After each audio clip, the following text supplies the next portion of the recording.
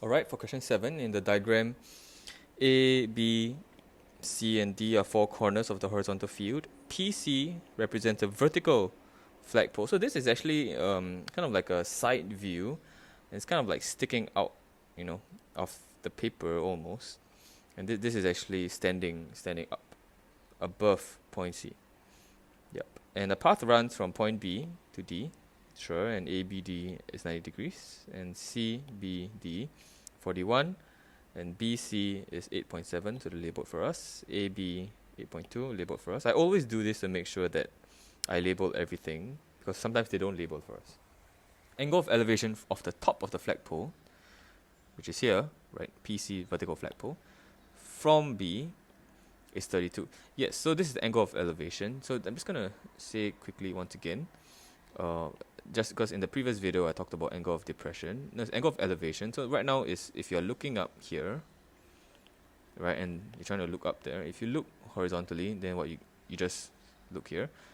But if you look up, you have to look up in order to see, put a line, and this is the angle of elevation. And once again, you can see, right, if I just draw this, it's very similar to the previous one, because I can find this angle by finding this angle, or and the alternate angles, and it's very similar. So we can look at it as we solve this question. Okay, and so we can see now the angle of elevation is 32. Calculate part A, the length of the the length of the path BD. Trying to find this length. I'm gonna just code it here. Okay, and that's useful because immediately I see that this length is part of this triangle, which is a 90-degree triangle. I have two sides. I can use Pythagoras theorem immediately. So I'm going to say that 8.2 square plus BD square equals to 11.3 square. So BD square equals to 11.3 square minus 8.2 square. And BD, therefore, 7.77 meters. That was quick. Okay, part B, the height of the flagpole. So now we solved this is 7.77. I'm just going to write that down. The height of the flagpole, so I'm finding this right now, PC. And we know that this is 8.7, and we know that this is 32. So I have the adjacent, and I have the hypotenuse, right? So I don't have the hypotenuse, but I have the adjacent, and I'm trying to find the opposite. I can use tangent. Yep. So I can say tangent of 32 degrees will give me opposite, which is PC, over adjacent, which is 8.7. And PC, therefore, is simply 8.7 multiplied by tangent 32. And that gives me 5.44 meters. Cool, and so 5.44, I'm just going to label this then.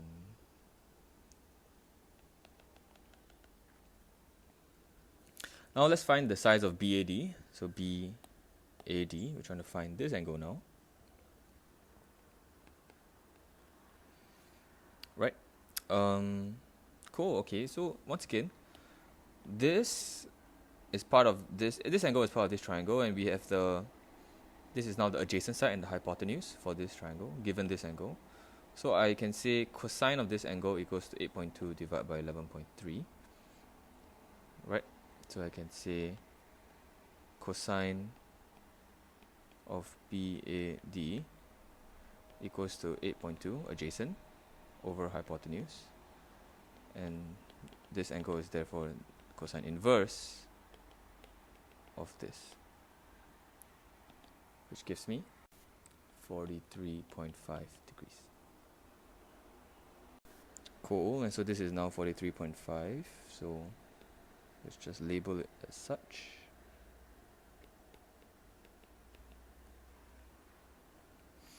Okay. The length of CD, so now this is the next one.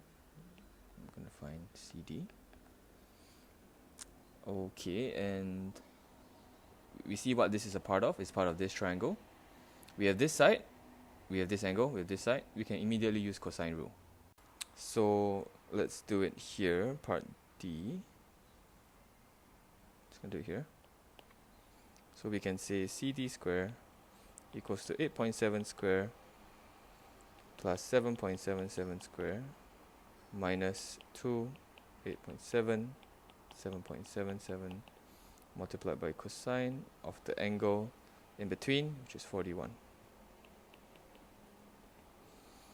Cool, and then just key all of that, make sure you're in degree mode, and we can find, take a square root after that, and we can find that CD is basically 5.83 meters. So this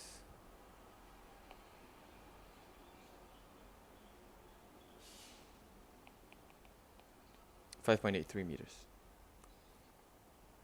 Alright, now let's find the shortest distance from C to the path BD. From C to the path BD, shortest distance. We stand at C to the path BD. It's going to be drop a perpendicular again. So let's do that. This is going to be my shortest distance, 9 degrees. Trying to find this distance. And cool. So let's see, this is a part of this triangle. I know the hypotenuse. I know this angle 41. I can say sine 41 equals to this over 8.7. So once again, I like to call this foot x. And we can do it here in part E. We can say sine, this is part E, sine 41 equals to my opposite, which is cx, over hypotenuse, which is 8.7. So 8.7 multiplied by sine 41 equals to cx. Cx, therefore, is 5.71 meters. Cool.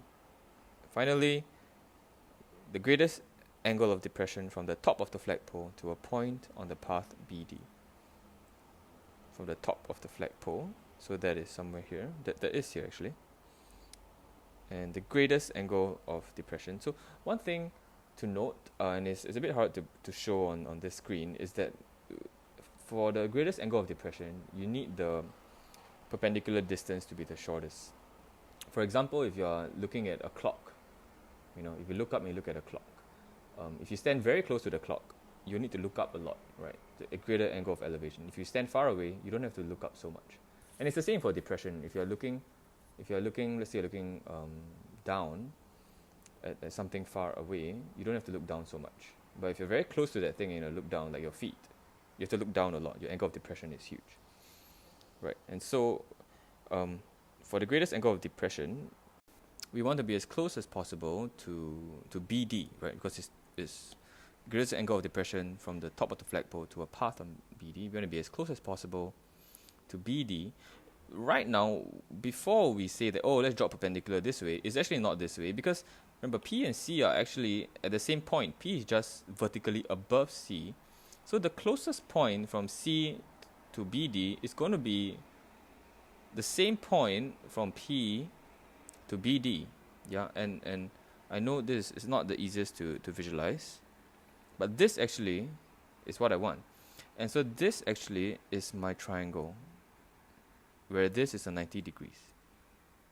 Where this is a 90 degrees. Yep. And so, if I were to just draw out the triangle, right, it's actually like this. If I draw from this angle, this is my 90 degrees. This is actually CX, yellow X, and this is P, which is above the ground. This is 5.44, and CX is, we already found, is 5.71. Yep. And we're trying to find this angle of depression. Yeah. And so it isn't the easiest, but I think even from here, once I've drawn this, you can see that, try to visualize that C and P are actually stacked on top of each other. Yeah.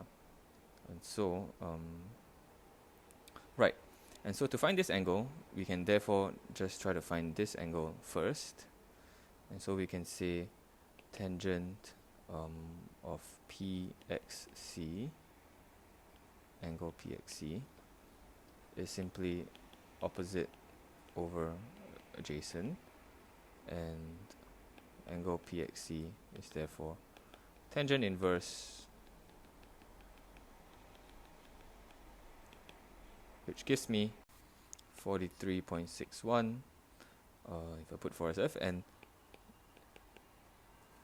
is actually is equal to my angle of depression by alternate angles, and so I can say my answer is just 43.6 for 1 dp. Yep. And that was quite a question, really, and I think it might help if I were to draw out again. If let's say you have, I'm going to draw it like this, right? And this is P, C, and B, and this is 90 degrees, right? And then D is here, and really you have this point and this point, because P and C, they're just above each other. Yeah, like this. And this is my angle, another 90 degrees. This X. So maybe this helps.